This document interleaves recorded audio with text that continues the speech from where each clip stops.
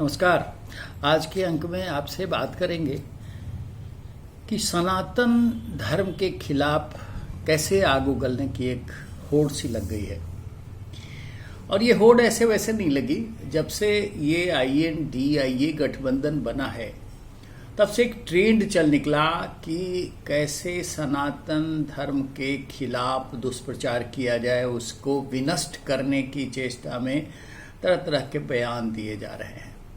जिन नेताओं ने अब तक आग उगला है उन नेताओं की बातों को यहां रखने की आवश्यकता नहीं है। तमिलनाडु से बात उभरी और धीरे धीरे बरास्ता उत्तर प्रदेश, बिहार आ गई।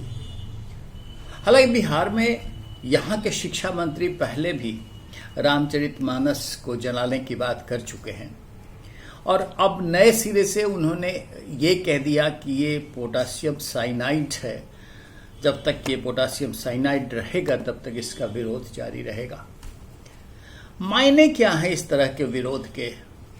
कहीं ऐसा तो नहीं कि ये बनता हुआ जो गठबंधन है INDIA, उसके भीतर एक प्रतिस्पर्धा है, उसके भीतर ही कहीं न कहीं अंतर विरोध है और उसकी वजह से इस तरह के स्वर बाहर आ रहे हैं। सनातन धर्म के खिलाफ आज से नहीं, सदियों से एक मुहिम सी चलती रही है। इसे विनष्ट करने की कोशिश लगातार बड़े बड़े योद्धा कर चुके, लेकिन ये नष्ट तो नहीं हुआ।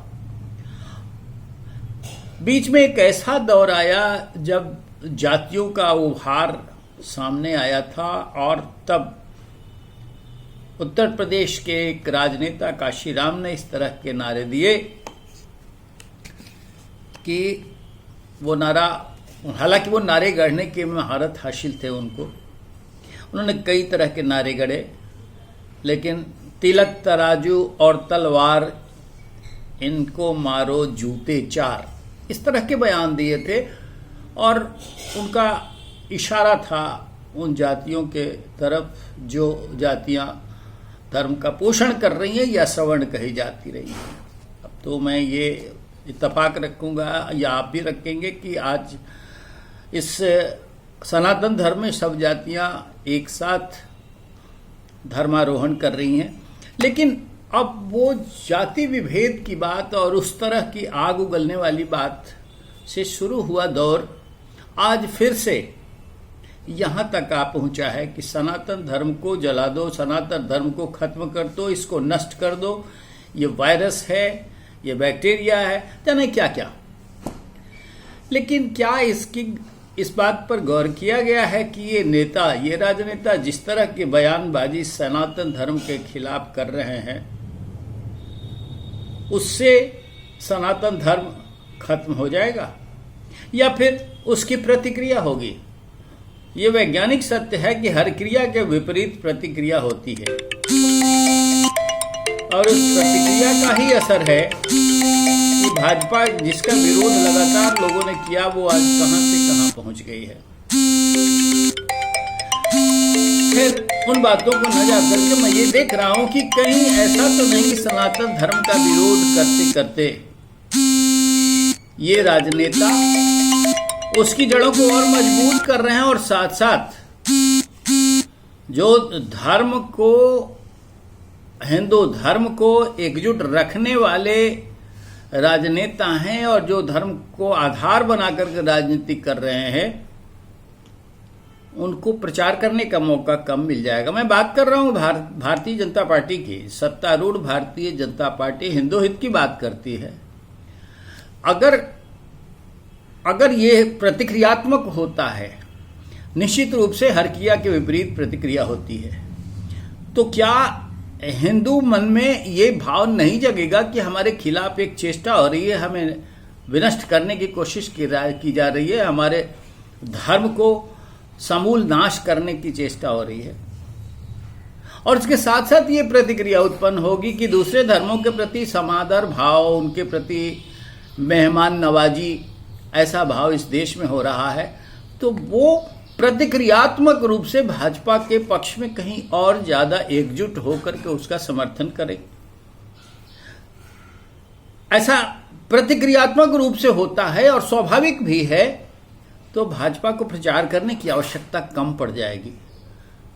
कमोबेश ये देख रहा हूं मैं कि सनातन धर्म के विरोध में स्वर उठा करके, उभार करके ये राजनेता भाजपा को कहीं और ज्यादा मजबूत करते दिख रहे हैं और खुद ये इस बात का संकेत भी दे रहे हैं कि INDIA गठबंधन के अंदर मतभेद है, एक राग नहीं है।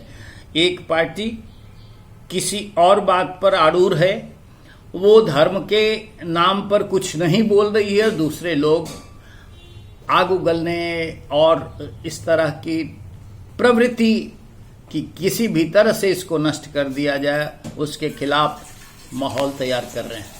इससे होने वाला क्या है, मैं चर्चा इस बात की कर रहा हूं तो साथ साथ ये देख भी रहा हूं कि जब भारतीय जनता पार्टी के मात्र 2 सांसद थे लोग संसद में, और जिस तरह से उसके कमल निशान को फ्रीज करने की बात विरोधियों ने उठाई थी, सड़कों पर उतरी थी पार्टी और फिर अयोध्या आंदोलन का दौर आया, उस तरह से जितने भी लोगों ने, जितनी भी पार्टियों ने इसके खिलाफ माहौल तैयार करने की कोशिश की, चाहे वो किसी की परस्ती भले न हो, किसी समुदाय विशेष के प्रति उनका आरूढ़, उनका झुकाव क्यों न हो, लेकिन इससे सनातन धर्मी और हिंदू मतदाता प्रतिक्रियात्मक रूप से भाजपा के साथ जुड़ गए, जुड़ते चले गए। ये क्रम चलता चला गया। आज भाजपा जिस दौर में पहुंची है, उसके पीछे उसकी भूमिका कम, उसके विरोधियों की भूमिका कहीं ज्यादा है, जो उसे रोकने की कोशिश करते करते उसे यहां तक पहुंचा दिया। यानी सनातन धर्म का विरोध करने वाले भी वही कर रहे हैं, सनातन धर्म का और ज्यादा प्रचार कर दे रहे हैं, और सनातन के समर्थक जो राजनीति करने वाले दल हैं, उनको एक बड़ा कैनवास, एक बड़ा आधार दे रहे हैं।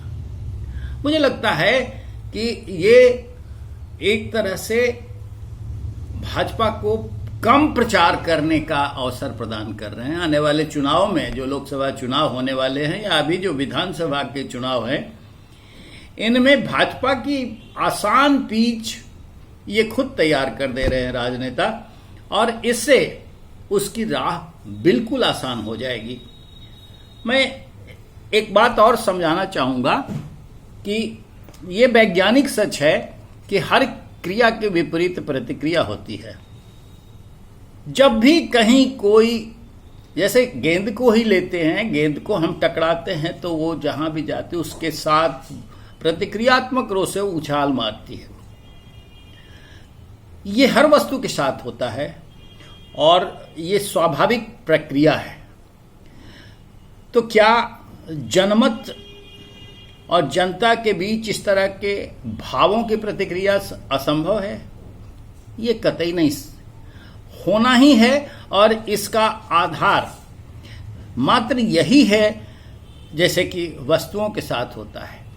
लोगों के विचार उससे प्रभावित होते हैं और विचार फिर प्रतिक्रियात्मक हो जाते हैं। तो ये एक तरह से देखा जाए, ये भाजपा के लिए बड़ी आसान राह तैयार करने वाला सोच है, और इसको और भी अगर विश्लेषण करके देखें तो नजर ये आता है कि कहीं ये लोग INDIA को समाप्त करना नहीं चाह रहे हों, ये भाजपा के साथ मिली भगत करके ऐसे एजेंडे पर काम तो नहीं कर रहे हों। बहुत सारी बातें निकल के आती हैं, लेकिन सिर्फ और सिर्फ इतना ही कहा जा सकता है कि इस तरह के वक्तव्यों से, इस तरह के मिथ्या दुष्प्रचार से भाजपा को बहुत आगे जनसमर्थन, व्यापक और अधिक जनसमर्थन की उम्मीद बढ़ जाएगी। उसे अपने लिए प्रचार करने की आवश्यकता कम पड़ जाएगी।